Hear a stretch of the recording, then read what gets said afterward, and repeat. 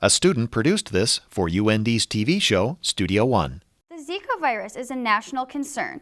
Although there aren't many cases on this side of the world, it can still be a threat. Barry Milavetz is a professor in the UND Medical School and is here to tell us why this virus is so dangerous. Thank you for being on the show with us today, Barry. Thank you for having me. Let's get people up to speed with the Zika virus. Well, who does it affect? Well, the Zika virus can affect basically anybody.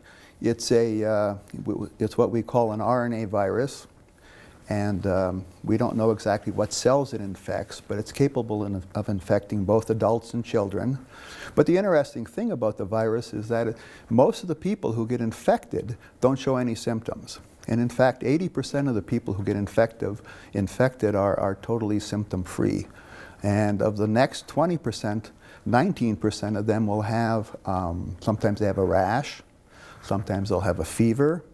Some of them will get sort of a typical headache right above their eyes, but they'll recover within 3 to 5 days and have no ill effects whatsoever.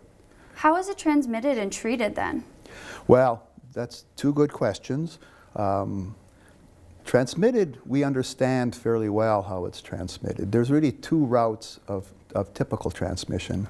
Most of the cases of Zika virus are transmitted through bites by mosquitoes. But it turns out there's a specific mosquito, well, it's actually a family of mosquitoes called the Aedes mosquito family that actually can carry the virus.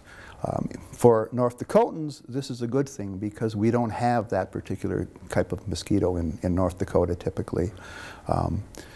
Their other route of transmission, however, is through sexual activity. And so there's been some question until recently, but there's now been something like 20 documented cases of sexual transmission. And so that's a part of transmission that people are less well aware of, but it's something to be very concerned about from the perspective that it's not clear how long a male might carry the virus and thus be able to transmit the virus during sexual activity. Is this a new virus? Well, it's not a new virus from the perspective of its being known. It was first described in 1947 in the Zika forest in Uganda. And it turns out that it's actually a monkey virus. So you could ask the question, does a monkey virus actually infect people? And it turns out that viruses are very adept at modifying themselves. They evolve, they mutate very, very quickly.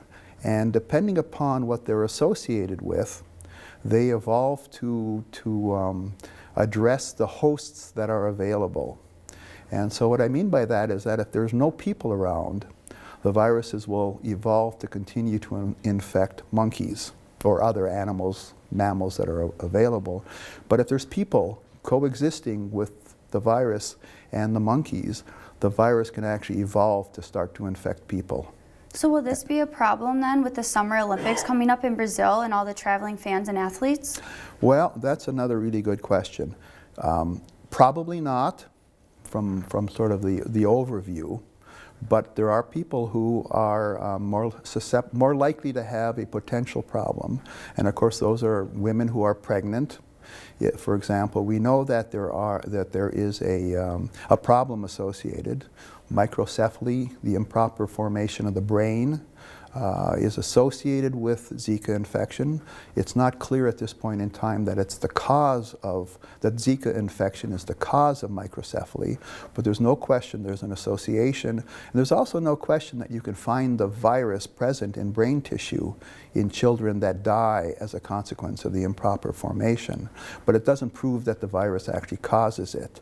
So if you're a woman who is pregnant or planning on being pregnant, or if you're a man who's also planning on starting a family, I would say that you probably want to be very, very careful about going to Brazil at this point in time. As I'm sure you're well aware, Zika virus is endemic to Brazil right now.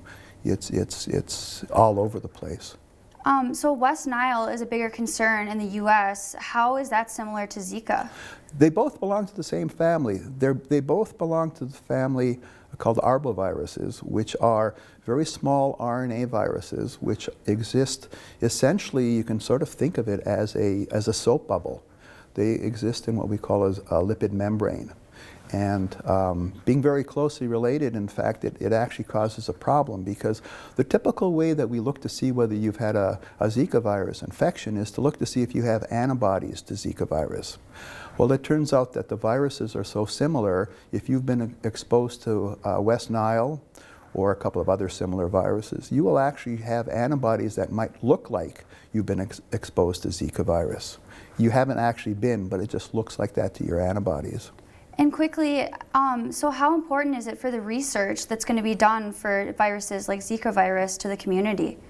Well, my personal opinion is that the people of the United States should support the National Institutes of Health and the Centers for Disease Control, so that there's enough money available so that we can study all the viruses that are out there. Our problem now, and we saw it last year with Ebola, and we see it the same thing now, is that we're just not prepared for new viruses. Thanks for being on the show with us today. Thank you for having me.